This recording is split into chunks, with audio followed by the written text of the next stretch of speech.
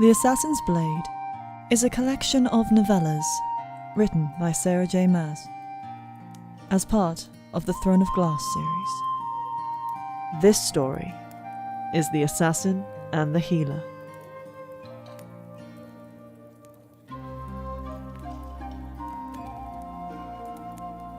The strange woman had been staying at the White Pig Inn for 2 days now, and had hardly spoken to anyone save for Nolan, who had taken one look at her fine night-dark clothes and bent over backwards to accommodate her. He gave her the best room at the Pig, the room he only offered to patrons he intended to bleed dry, and didn't seem at all bothered by the heavy hood the woman wore, or the assortment of weapons that gleamed along her long, lean body. Not when she tossed him a gold coin with a casual flick of her gloved fingers. Not when she was wearing an ornate gold brooch with a ruby the size of Arobynn's egg. Then again, Nolan was never really afraid of anyone, unless they seemed likely not to pay him. And even then, it was anger and greed, not fear, that won out. Irene Towers had been watching the young woman from the safety of the taproom bar. Watching. If only because the stranger was young and unaccompanied, and sat at the back table with such stillness that it was impossible not to look, not to wonder. Irene hadn't seen her face yet, though she had caught glimpses every now and then of a golden braid glinting from the depths of her dark hood. In any other city, the White Pig Inn would likely be considered the lowest of the low as far as luxury and cleanliness were concerned, but here in Inish, a port town so small it wasn't on most maps, it was the finest. Irene glanced at the mug she was currently washing and tried not to wince. She did her best to keep the bar and taproom clean, to serve the Pig's patrons, most of them sailors or merchants or mercenaries, who often thought she was up for purchase as well, with a smile. But Nolan was still watering down the wine, still washed the sheets only when there was no denying the presence of lice and fleas, and sometimes used whatever meat could be found in the back alley for the daily stew. Irene had been working here for a year now, 11 months longer than she had intended, and the White Pig still sickened her. Considering that she could stomach almost anything, a fact that allowed both Nolan and Jessa to demand she clean up the most disgusting messes of their patrons, that was really saying something. The stranger at the back table lifted her head, signalling with a gloved finger for Irene to bring another ale. For someone who didn't seem older than 20, the young woman drank an ungodly amount. Wine, ale, whatever Nolan bade Irene to bring over, but never seemed to lose herself to it. It was impossible to tell with the heavy hood, though.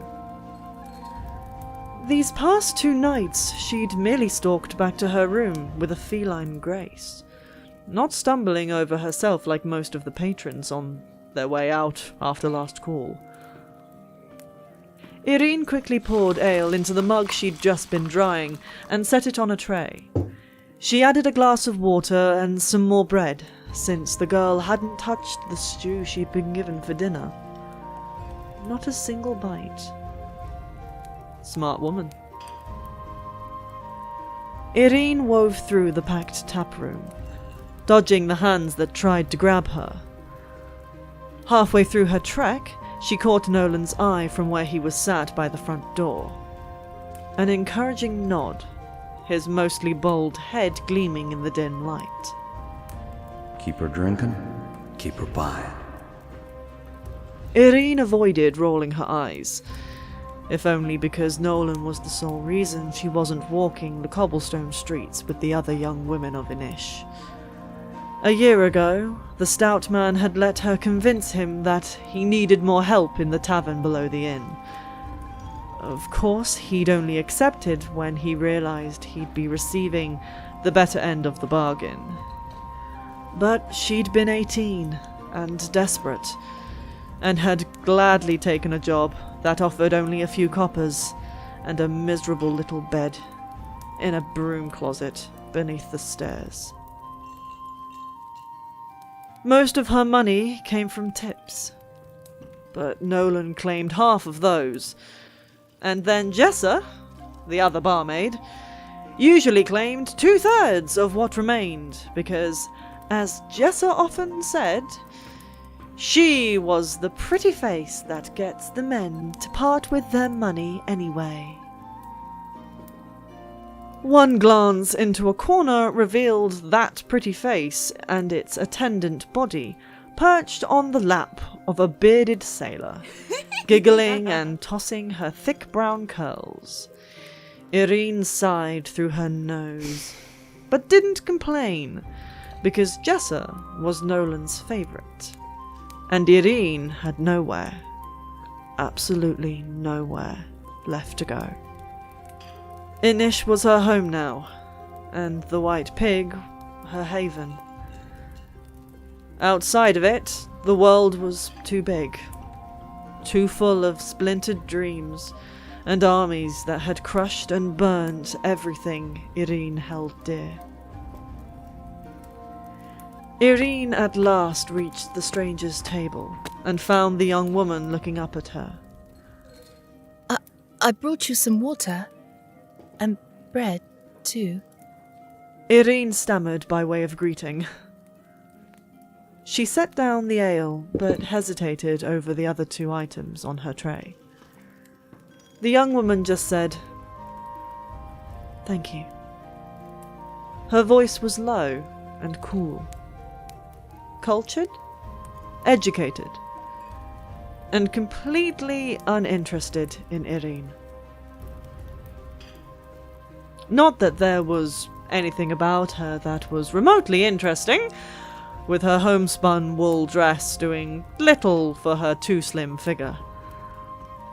Like most who hailed from southern Fenharrow, Irene had golden tan skin and ordinary brown hair, and was of average height. Only her eyes, a bright golden brown, gave her any source of pride. Not that many people saw them. Irene did her best to keep her eyes down most of the time, avoiding any invitation for communication, or the wrong kind of attention. So, Irene set down the bread and mortar, and took the empty mug from where the girl had pushed it into the center of the table. But curiosity won out, and she peered into the dark depths beneath the young woman's cowl. Nothing but shadows, a gleam of golden hair, and a hint of pale skin. She had so many questions. So many questions. Who are you? Where do you come from? Where are you going? Can you use all those blades you carry? Nolan was watching the entire encounter, so Irene curtsied and walked back to the bar, through the field of groping hands, eyes downcast, and she plastered a distant smile on her face.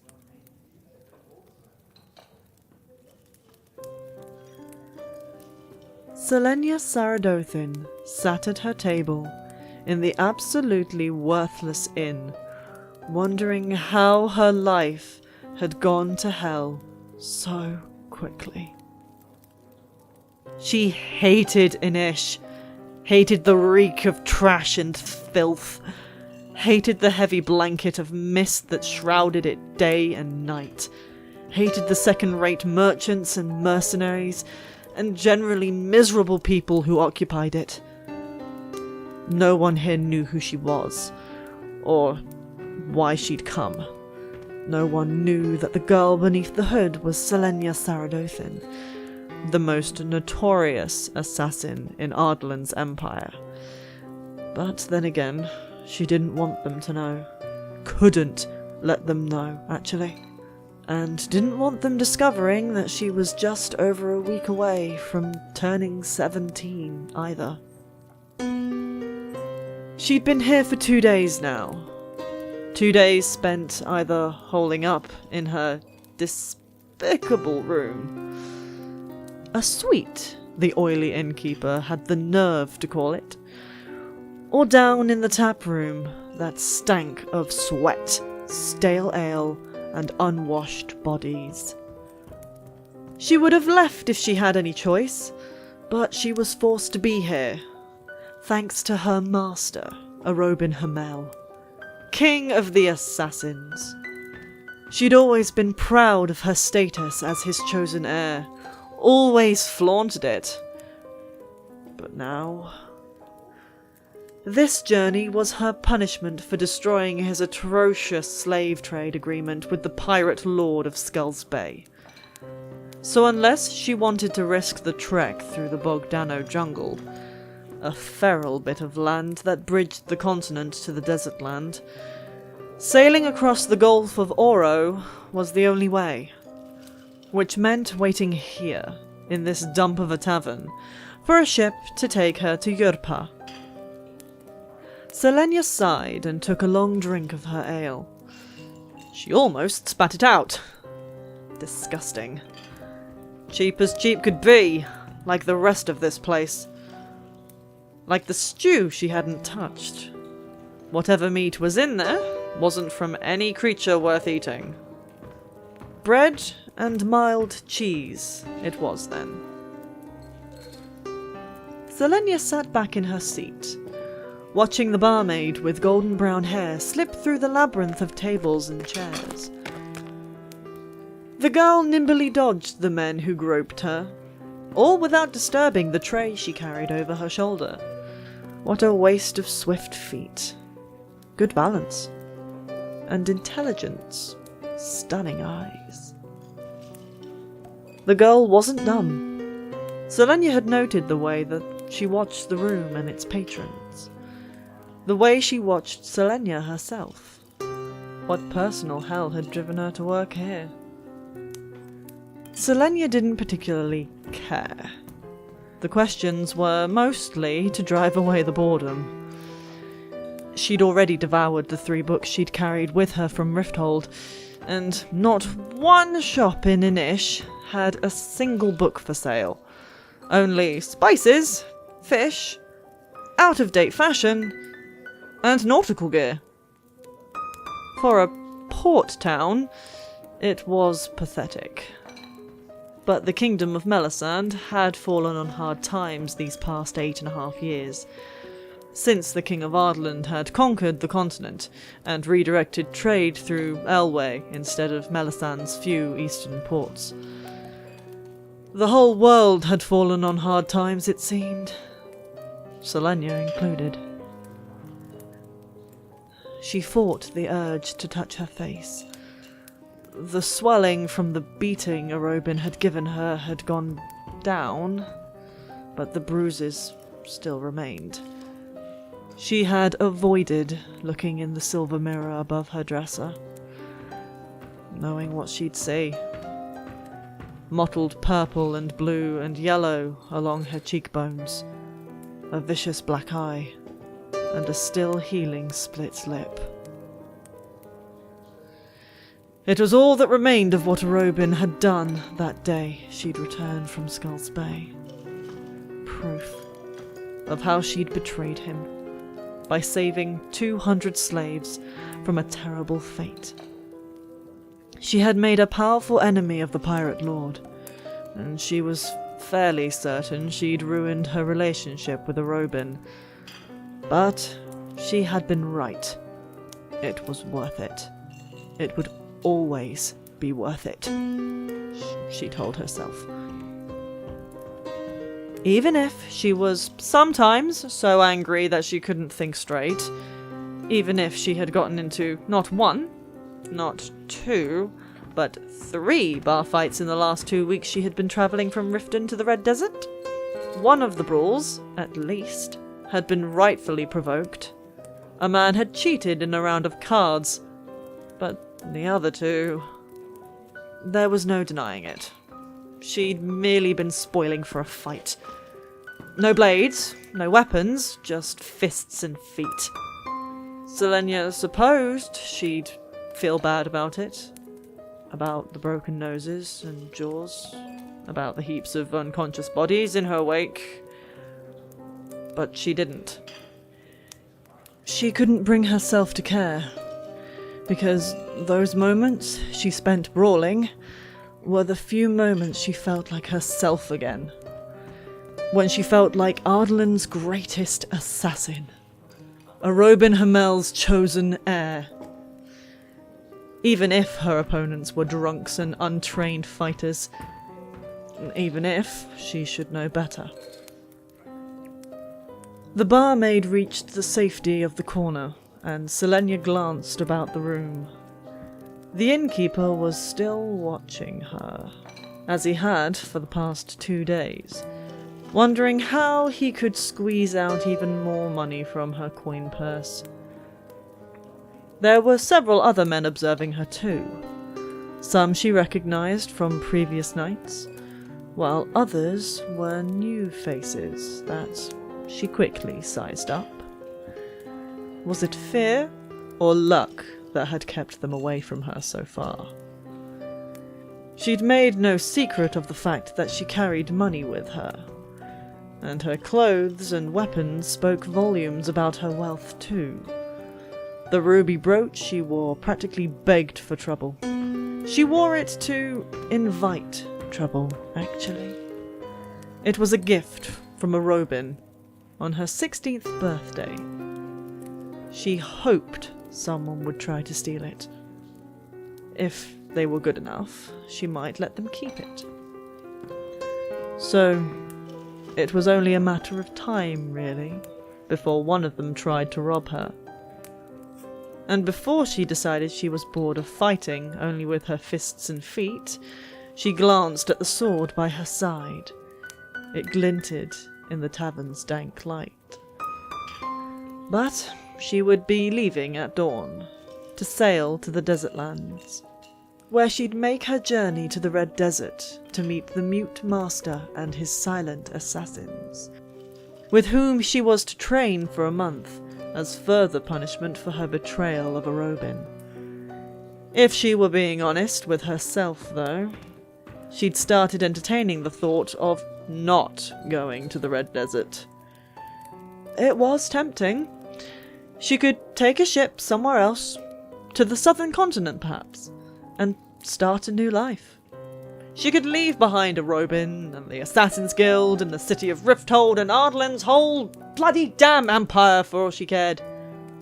There was little stopping her, save for the feeling that Arobynn would hunt her down no matter how far she went, and the fact that Sam, well, she didn't know what had happened to her fellow assassin the night the world went to hell. But the lure of unknown remained. The wild rage that begged her to cast off the last of Arobynn's shackles and sail to a place where she could establish her own Assassin's Guild. It would be so easy. But even if she decided not to take the ship to Yurpa tomorrow, and instead took one bound for the southern continent, she was still left with another night at this awful, awful inn. Another sleepless night, where she could only hear the roar of anger in her blood as it thrashed inside her. If she were smart, if she were level-headed, she would avoid any confrontation tonight and leave Inish in peace, no matter where she went. But she wasn't feeling particularly smart or level-headed. Certainly not once the hour passed and the air in the inn shifted into a hungry, wild thing that howled for blood.